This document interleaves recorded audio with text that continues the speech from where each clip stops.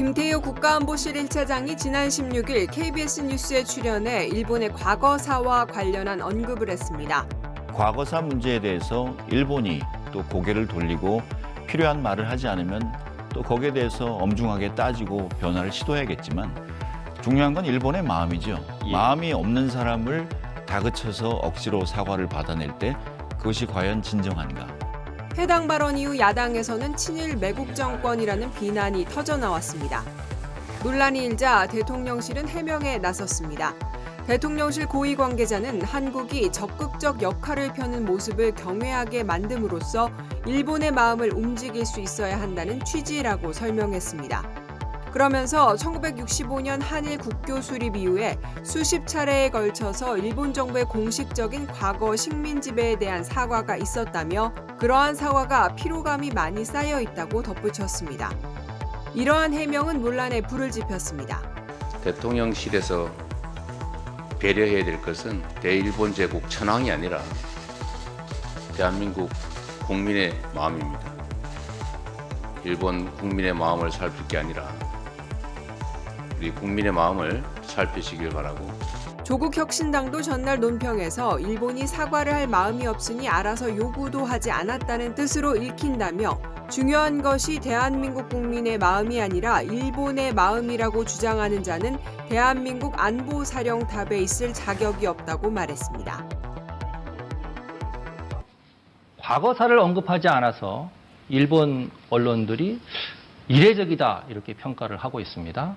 과거사 문제에 대해서 일본이 또 고개를 돌리고 필요한 말을 하지 않으면 또 거기에 대해서 엄중하게 따지고 변화를 시도해야겠지만 중요한 건 일본의 마음이죠. 마음이 없는 사람을 다그쳐서 억지로 사과를 받아낼 때 그것이 과연 진정한가. 근데 이걸 두고 이제 민주당에서 네. 친일 매국에 부역하는 행위다. 국민의 요구엔 귀를 틀어막고 일본은 마음을 헤아려 대변하고 있다라고 비판을 했는데 네. 대통령실 고위 관계자가 또 이거에 대해 설명을 합니다. 네. 그동안 이제 1965년 한일 국교 수교 이후에 수십 차례에 걸쳐 일본 정부의 과거 식민 지배에 대한 공식적인 사과가 있었고 그런 사과에 피로감이 많이 쌓여 있다. 자신감에 기반한 한일 관계를 구축한다는 취지다라고 이야기했습니다. 물론 뭐 형식적인 사과가 없지는 않았으나 이제 우리 혹은 뭐 대다수의 국민들이 생각하는 거는 진짜로 사과의 진정성이 있다면 과거의 잘못들에 대한 일단 반성, 인정, 그죠? 이게 있은 다음에 이제 그 사과도 우리가 진정성 있게 받아들일 수 있다 이런 거 아니겠습니까? 이게 여러 차례 뭐 횟수가 중요한 게 아니라 저는 이제 네. 먼저 수십 차례라고 말씀하셨는데 네. 저는 뭐 단 한 차례도 제대로 된 사과가 기억나지 않아요. 저는 많은 국민들과 당원들이 저는 그렇게 생각을 할 거라고 생각하기 네. 때문에 정말로 구체적으로 좀 얘기를 해줬으면 좋겠어요. 그래야 저희가 알 거 아닙니까?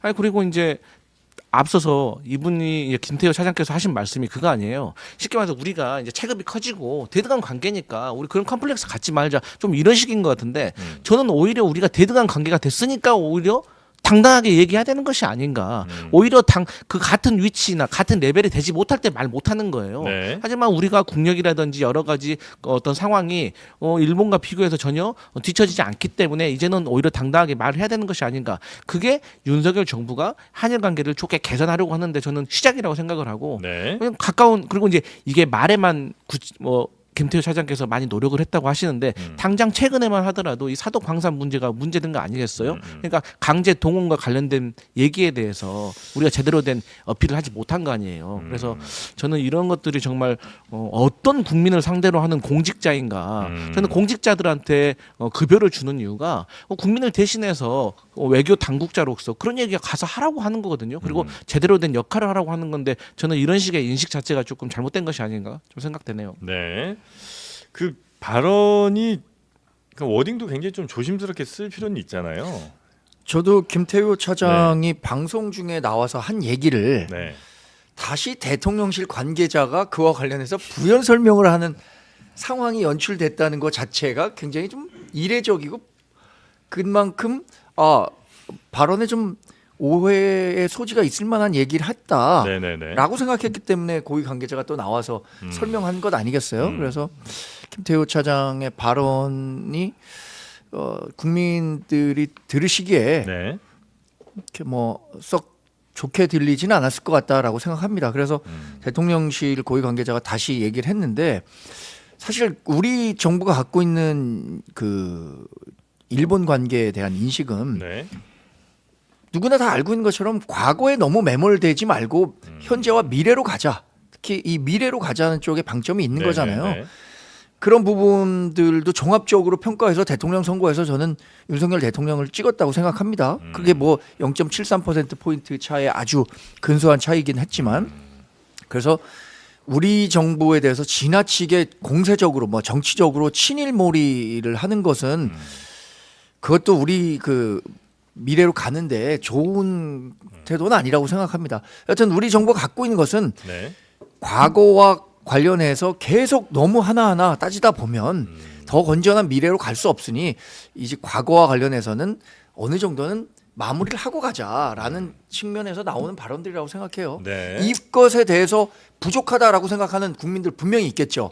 근데 반대로 그래 우리 미래로 가는 것이 낫지라고 생각하는 국민들도 있을 거라고 생각합니다. 네. 아, 그러니까 정광재 대변인 참 답변하시기 좀 곤란한 고생이 아니, 많으신 것 같아요. 주제일 거라고 생각하고 참 고군분투하고 계신다 생각을 드는데 뭐 하여튼 이쯤에서 한번 더 말씀을 드려야 될 것 같은데 좋아요 버튼 이제 100명부터 눌러주면 됩니다. 저거 밀고 있는 것 같아요 요즘. 아니야 지금 900명이 찼어요. 네. 1000개가 됩니다. 와, 진짜 훌륭하네요. 네, 그럼 많이 100개 살만한 얘기 한번 해보세요. 그러니까 제가 해드릴게요. 아니 막 과격한 발언 쏟아내면 안 됩니다. 과격하게 좀 하려고요. 네, 빨리 얘기하세요. 이건 욕 들어 먹어야 돼요. 대통령하고 대통령실에 저는 김태호 안보 2차장이 정말 문제가 많은 사람이라고 생각을 하는데 네. 지금의 어찌 보면 이건 제 내피셜입니다만은 지금의 대통령실의 어떤 친일 행보라든지 아니면 저는 이거 굴욕적인 행보라고 생각하는데 여기에 중심이 김태호 차장 아닌가라는 생각이 들 정도예요. 심지어.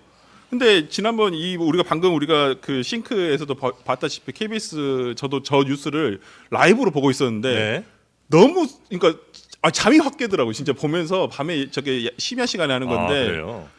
너무 굴욕적이었어요. 내가 너무 화나고 내가 너무 부끄럽고 그러더라고요. 정말 보면서 그리고 저렇게 대답을 오만하게 하는 사람이 있나? 거만한 자세와 오히려 국민들을 가르치려고 들고 아니 이게 국민들이 일본과의 관계에 있어서 미래로 밝게 가자는 거 누가 반대해요. 근데 지금 대통령실에서 얘기하고 있는 것은 정말 혼재해서 얘기를 하는 거예요. 국민들의 어떤 일반적인 우리가 일본을 왔다 갔다 하고 교류도 많이 하고 문화 교류하고 이런 거와 일본의 정부가 정치권에서 전혀 과거의 사회에 대한 반성도 없고 오히려 그걸 대한민국이 잘못했다 우린 절대 못 해준다 이런 식으로 얘기를 하는 것과 그다음에 역사 왜곡을 하는 거에 대한 그런 걸 짚고 싶은 거예요. 국민들이 얘기하시는 것은. 네. 근데 그걸 혼재해가지고 얘기하면서 우리가 이제는 일본과의 친해진 거 아니야? 일본 많이 가시잖아요, 국민들이. 그걸 가지고 그러면 우리나라 국민들이 일본을 용서하고 일본 국민들이 이제 그러니까 대한민국 국민이 일본 정부에 대해서 사과를 안 받아도 된다라고 얘기를 하시는 건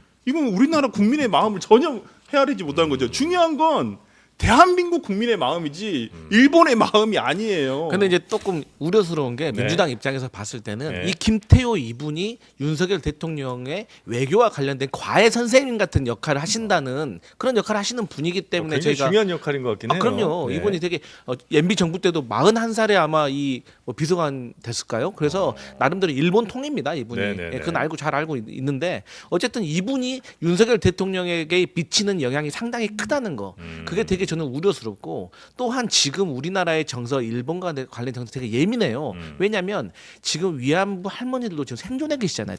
피해 당사자들이. 그렇기 때문에 저는 이거 상당히 조심해야 되고 우려스러운 말이다 말씀드리겠습니다. 네.